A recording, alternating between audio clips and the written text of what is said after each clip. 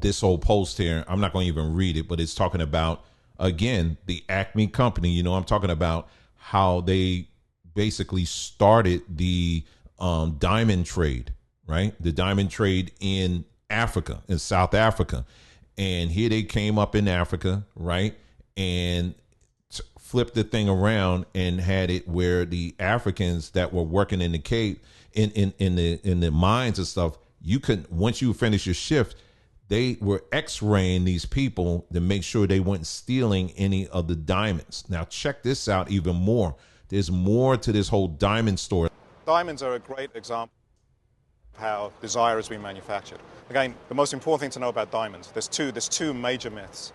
The first myth about diamonds is that diamonds are rare, and they're not. Diamonds are really common, and their value does not come from their scarcity. And the 20th century, in fact, has been the story of how diamonds have been restricted from entering the market.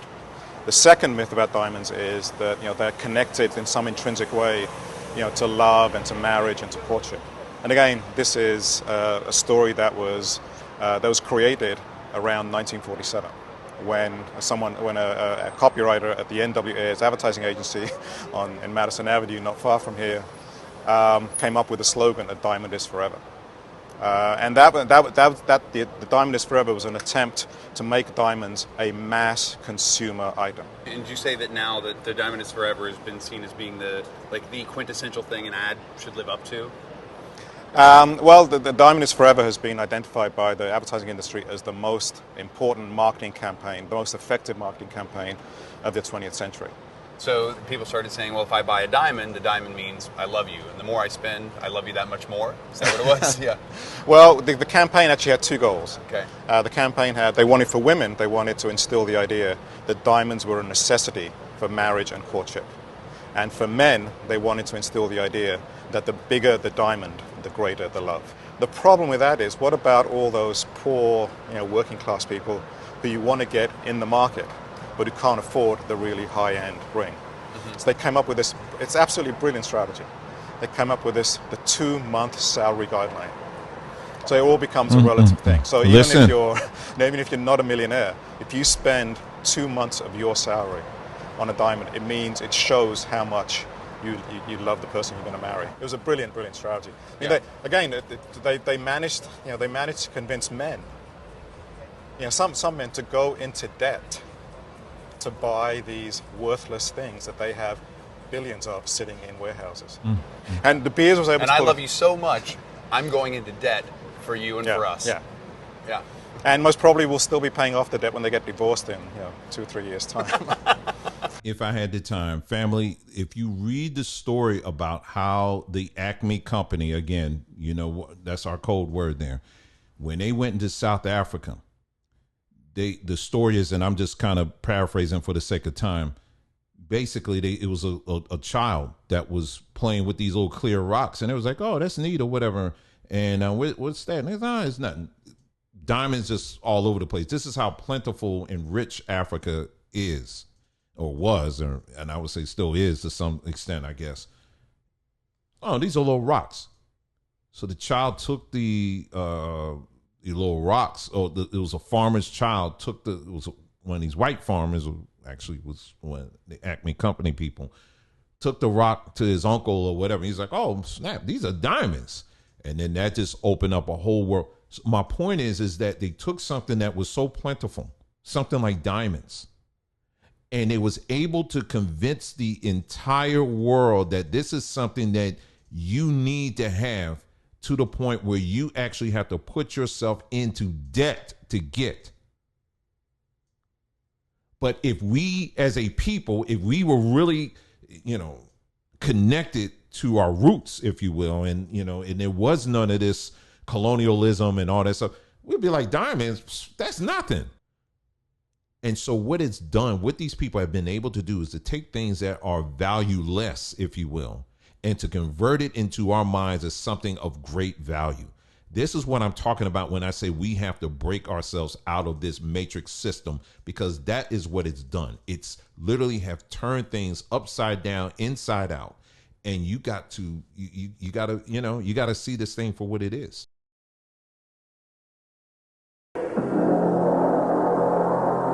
I was born born 3 billion years ago of fire and light. Cornering the world's supply of diamonds was a stunning achievement.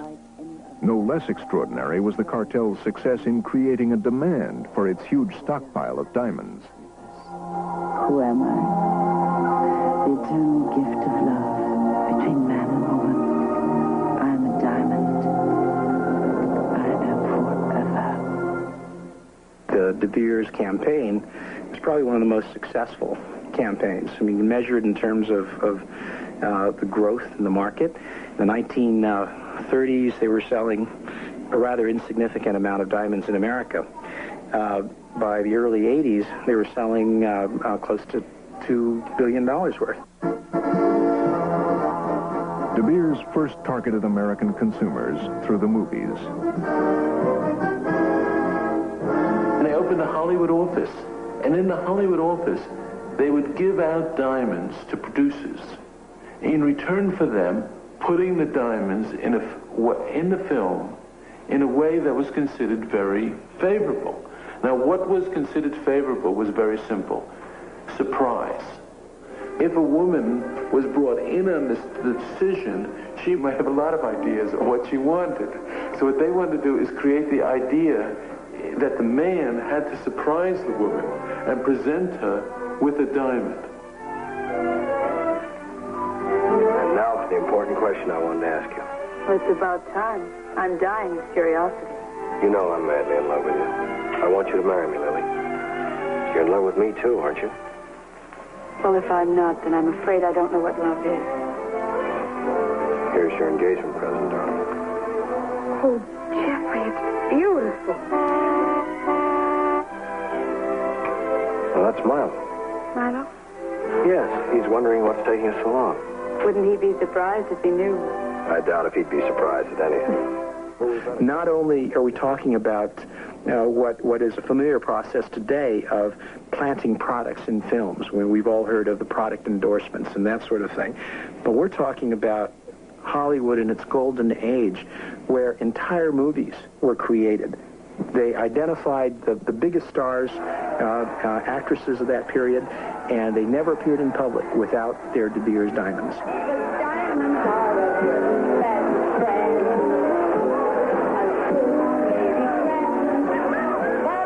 Claudette Colbert and Merle Oberon were given special scenes to show off their De Beers diamonds. Diamonds Are Dangerous was conveniently retitled Adventure in Diamonds. But De Beers aimed even higher than Hollywood. The British royal family was another idea of what, in the American mind, represented the ultimate in how you should behave and how you should behave aristocratically and well. And of course, the British royal family was more than willing to go along because diamonds came from British colonies. From this, the largest man-made hole in the world, over 100 million pounds worth of diamonds have been recovered. In the De Beers sorting room, 3 million pounds worth of rough diamonds were on view. The royal family was lobbied heavily and successfully so that the English royalty, Queen Elizabeth, started wearing diamonds, and she basically left all of her other gems off. That's a tremendous coup for a public relations agent to get the royal family to essentially become sales agents. Caskets made of Kimberley blue ground, embossed with coronets, contained a 6-carat stone for Princess Elizabeth and a 4.5-carat diamond for Princess Margaret. We must travel back in time 1 billion years to witness its birth. De Beers advertising set its diamonds in worlds of glamour and royalty. But its best-known slogan arose out of the fear that sales would be undercut if people began putting second-hand jewelry on the market. It is rare. So they had to create the idea that you should never sell a diamond, even though its value would only increase. And secondly, that people should store and hoard these diamonds. So the whole idea that a diamond is forever is really their desperate hope that people will hold diamonds forever. It is love, and its only promise forever. We're planning to attract your customer by building on our rites of passage program. In its message to dealers, De Beers reveals its key marketing strategy is to convince consumers to buy diamonds for every romantic milestone. Let's start with your bread and butter, the support behind the rites of passage, the diamond engagement ring, diamond anniversary band, and the 25th anniversary diamond. Our goal is to make diamonds a cultural imperative for all these important occasions in a woman's life. That's why we are continuing to support these segments, so that newer products like the diamond anniversary band and the 25th anniversary diamond will become as obligatory as the diamond engagement ring, bringing your customers back again and again. Nobody's aware that diamonds and all the associations we have with diamonds is a product of a marketing strategy. It's completely invisible, transparent. If you measure it in terms of how all the myths associated with this advertising campaign have been deeply inculcated in people, it's reached deeply into the popular imagination. This is probably the most successful campaign in history. That's what we're here for, to respond to your requests and to help you sell more diamonds.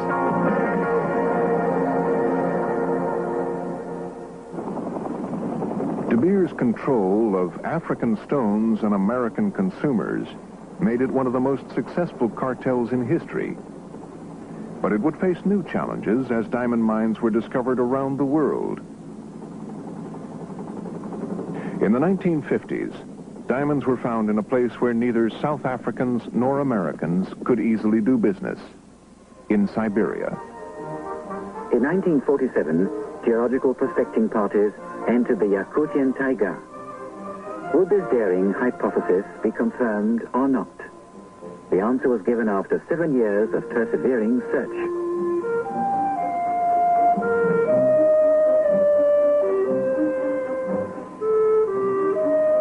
Yakut diamonds. If the Russians had dumped their diamonds on the market, it might have put an end to the cartel. But in 1957, while De Beers was very publicly opening a new building for its central selling organization in London, the Oppenheimers were very privately beginning to do business with the Russians. Workers gaze with pride at what they have accomplished.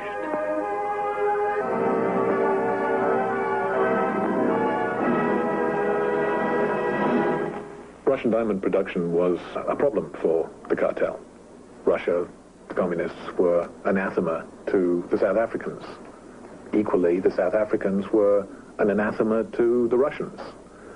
This created a problem for the cartel because they couldn't be seen to be dealing with the Soviet diamond production.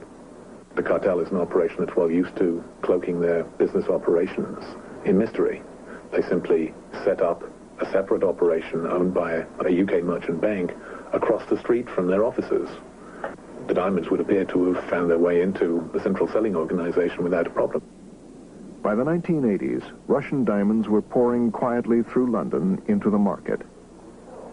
Harry Oppenheimer's son-in-law was seen at the Bolshoi. Officially coming from South Africa, he could not even have had an entry visa. Could I ask you? No, thank you very much. Could I ask you what you were doing in Moscow? No. Now, just go away. You're being thoroughly unreasonable. You spoke to me politely, and I said, no, I have nothing to say. Thank you very much. Do you not think it's interesting? I have nothing to say. Were you just there for the ballet?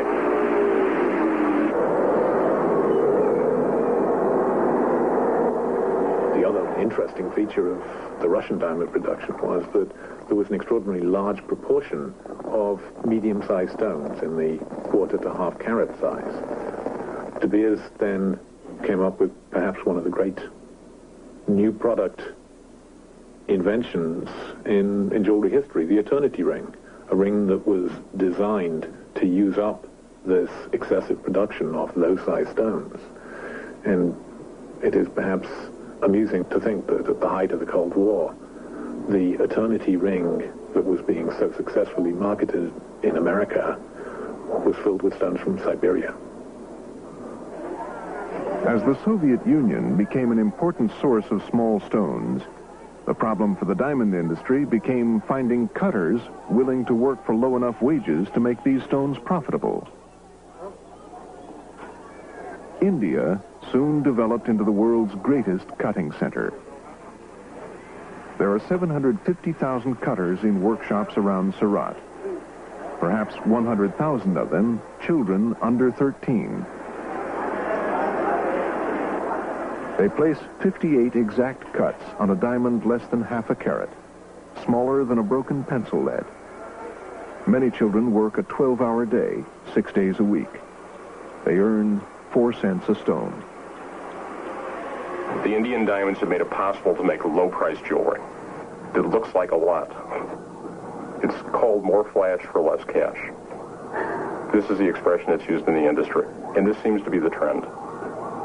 We perceive popular retail price points to top out at about $500. This is what most of our customers are demanding now, and starting as low as $75, $80. We just got in some new samples today.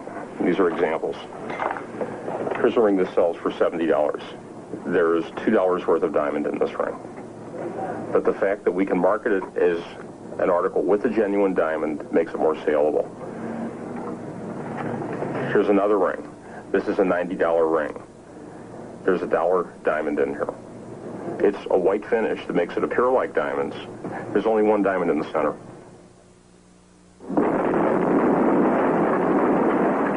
When diamonds were discovered in 1979 at Australia's Ashton mine, the cartel machinery mobilized once again to bring this new find, the largest ever, into the fold.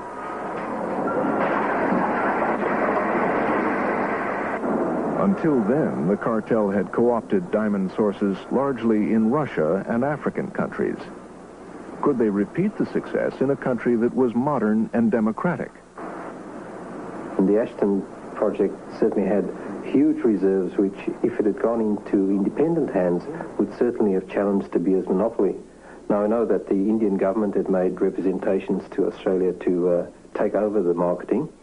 I myself met with one independent diamond trader who was visiting from London, and he was also putting in his bid and trying to persuade the Australian government that, in fact, as I said, there were enormous benefits for Australia, and it was not in the interest to further reinforce a monopoly. But De Beers pressured Australia by threatening to reduce diamond prices in the categories of stones the new mine would produce. At the same time, the Oppenheimers bought stock in key Australian companies. De Beers' chairman, Harry Oppenheimer, flew in to cement alliances, and the cartel began to lobby the government and mold public opinion. Many Australian journalists were invited to South Africa, sponsored by De Beers, to go on, I suppose, tours which were meant to promote De Beers' image and soften the impact of De Beers' penetration into the Australian economy. And soon after those tours took place, it became quite evident in the Australian media, mainly through the newspapers, that there was a CSO approach being adopted by the media. So I think De Beers' strategy worked quite well in that they'd softened up the Australian media, and the media reciprocated by promoting very favourable stories to the De Beers takeover of the Ashton project. After a major political battle, the cartels scored a crucial victory. The bulk of Australia's output, mainly industrial grade and small gemstones, would flow through the cartel's central selling organization in London. A small number of rare gemstones, known as the Argyle Pinks, were Australia's own to market independently. They produce a variety of colors, which is very unique to this mine, and out of the 36 million carats come some of the rarest diamonds in the world. The extraordinary thing is nature's thrown up these freaks, which are just unique and special, and you know, they're something that we're all madly trying to get hold of, can't get enough of.